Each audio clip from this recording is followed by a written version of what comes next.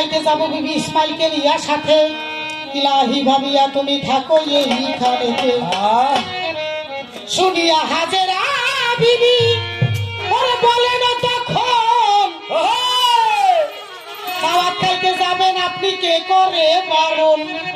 আপনারও পিঠা নিয়ে যাইবেন আপনি কোলে করে রেখো আমার এই জাদুমণি। নয়নে নয়নে রেখো নয়নেরই তারা ঘরের মালিক ওই আমার জানেরও পিয়ারা। জান মেরা চলে গেল আজকে তোমার সাথে, খালি ঘরে পড়ে থাকবো আমি এই না জমিতে। দেখো দেখো কাছে রেখো থেকো হুঁশিয়ার, সপর্দ করিলাম আমি আল্লাহর উপর। দেখো দেখো কাছে রেখো থেকো হুঁশিয়ার, আর সপর্দ করিলাম আমি আল্লাহর উপর।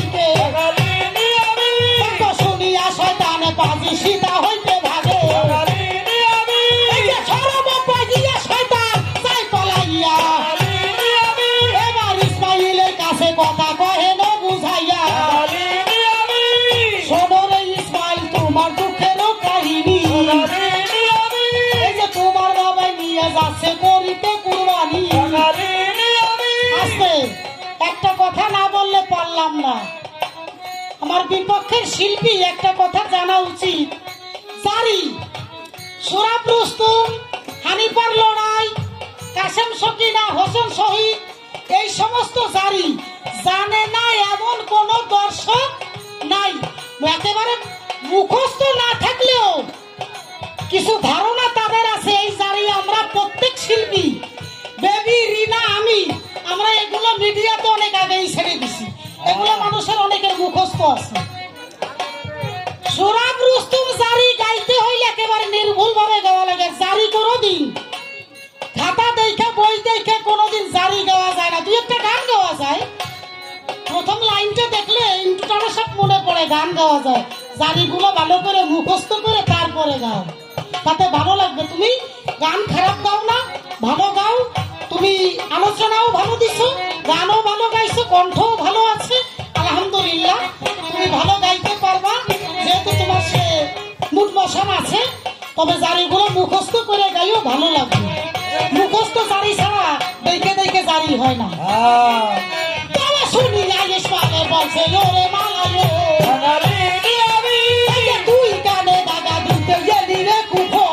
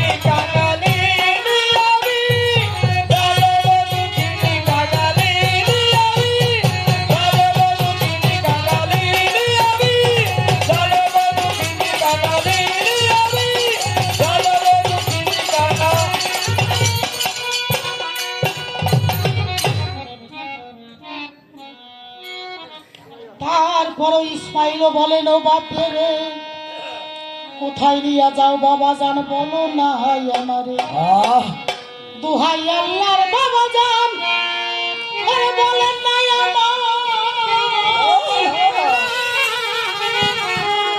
আমার কুরবানি করিবার জন্য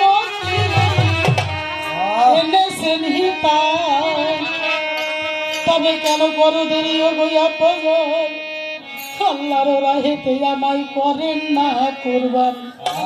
দেখেন না শয়তান পিছে আছে আমার লাগা, বিলম্ব হইলে পরে দিতে পারে দাগা। আমার হাতে পাও রশি দিয়া বাবু জানি বান্ধিয়া লইবে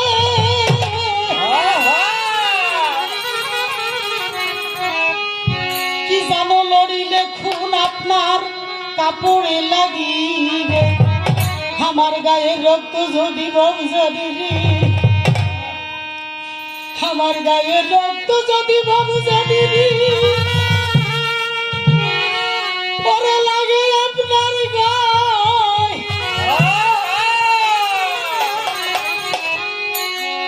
গুনাহগার হবই আমি বাবজান ওই হাসরের বেলায়। মহাপাপী হব বাবজান রে, মহাপাপী হব বাবজান বিচারে যখন। খারাপ কথা বলি বাবজান শোনেন দিয়া আমার গায়ের জামাই বাবজান রে বাবজান রক্ত মাখাইয়া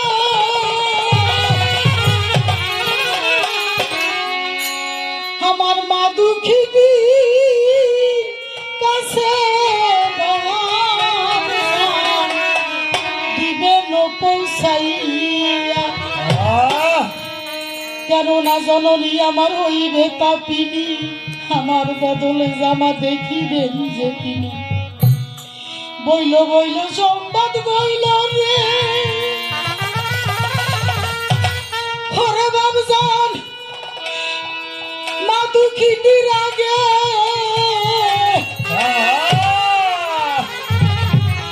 তোমার সোনার ইসমাইলকে খাইছে বনের বাঘে।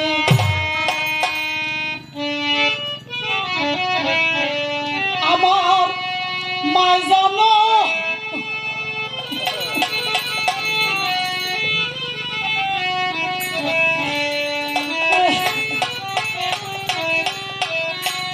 আমার মায়ে জানো ও কান্দে না রে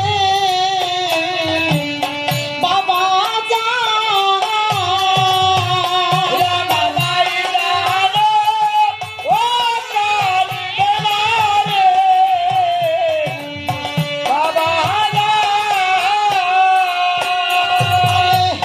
বইল বইল সংবাদ বইল রে মা দুঃখিনী আগে রে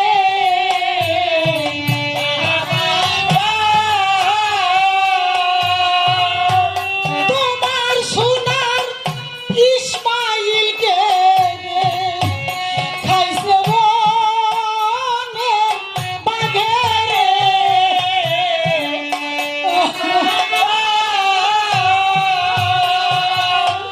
যখন শুনিবে মাতরে আমার মৃত্যুর কথা রে,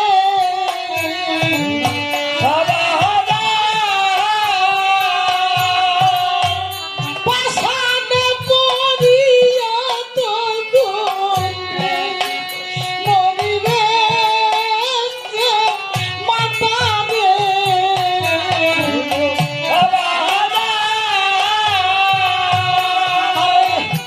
এতে কবলিয়া আমারে ভাবিল বানরে।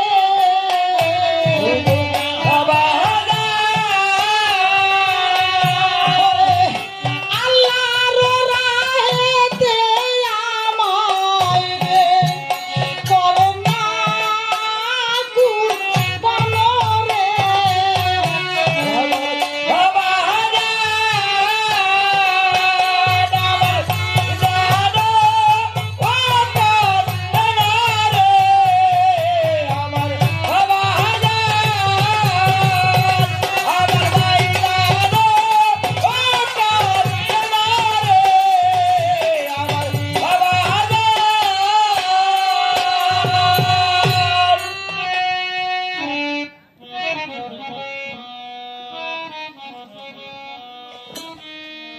এতে কবলিয়ায় আমার থামিল জবান, আল্লাহর রাহেতে আমায় করেন না কুরবান। বিসমিল্লাহ বলিয়া এবার ছুরিকে ধরিল, আল্লাহু আকবার বলে ছুরি চালাইল। যতবার চালায় ছুরি ইসমাইলের গলায়, ছুরিতে না কাটে গলা পিছলিয়া যায়। এই হালে নবী আমার যখন দেখিল, হাততে ধারাল অস্ত্র দূরে ফেলে দিল, হাততে ধারাল অস্ত্র দূরে ফেলে দিল, পাথর কাটিয়া অগ্নি দুই খণ্ডিত হলো। সঙ্গে সঙ্গে খোদার ছুরির জবানও খুলিল, জবানও খুলিয়া বলছে নবীজির তরে, অনার্থক রাত তুমি করছো মোর উপরে। কুরবানি করিতে তোমায় বলছে একবার, আর কেটো নাই আমায় বলছে 70 বার। কেটো নাই আমায় বলছে 70 বার। আমি তাহার হুকুম রাত করে কি হব গোলাগার। এই কথা যখন এতে ছুরিতে বলিল, আসিয়া খোদার জিবরিল আসিয়া পৌঁছিল। জিব্রাইল বলছে নবী হবেন না আকুল, কুরবানি করিতে আপনার হইয়া গেছে ভুল। কাপড় দিয়া দুই চক্ষু বান্ধিয়া লইবে, আল্লাহর রাহেতে আপনার কুরবানি হইবে। তখন নবী আবার কাপড় লইয়া নিজের নয়ন বাদে মজবুত করিয়া যখন বাঁধিল কাপড় আপনার নয়নে, জিবরিল ইসমাইলকে সরাইয়া রেখে দেয় পিছনে। জিব্রাইল বলছে নবী এইবার ছুরি ধরো জোরে। বিসমিল্লাহ বলিয়া এবার ছুরিকে ধরিল, আল্লাহু আকবার বলে ছুরি চালাইল। বিসমিল্লাহ বলিয়া এবার ছুরিকে ধরিল, আল্লাহু আকবার বলে ছুরি চালা